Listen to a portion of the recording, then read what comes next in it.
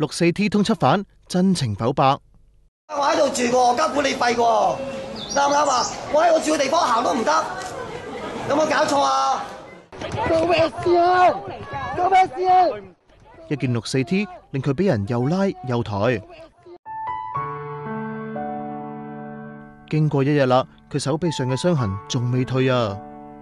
佢尋日同我哋講，係太太當時話佢知樓下好多警察，佢估計有大人物嚟，於是着件64T落去。唔係個個嚟九成嘅居民都係會接受一個咧自己國家搞唔掂，跟住嚟香港教我哋點樣做嘅人。佢唔中意睇咪唔睇咯，啲人唔中意影咪唔影咯，啱唔啱啊？但係起碼我想俾大家知道，唔係所有人都係好歡迎所謂嘅大人物嚟到你當中。佢冇政黨背景，只係小市民一個。我同大家講，我係刻意地着嗰件衫嘅。我覺得着衫係我嘅自由。香港一國兩制咧，一國越嚟越強，兩制越嚟越弱啦。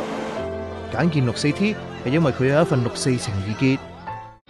呢個係20年前嘅事啦，但係喺我心目中仲好似前幾嘅事咁樣，有呢個責任嚟到去表達我個人對呢件事嘅睇法。結果俾人拉傷手臂，去醫院驗傷，順便投訴警方濫權。警方翻查記錄，發現佢係通緝犯，但究竟係咩彌天大罪呢？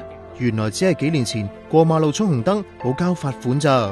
佢覺得警方想利用佢被通緝嚟誤導市民，但佢唔怕呢種清算，認為少少代價都唔付出嘅話，香港就冇希望噶啦。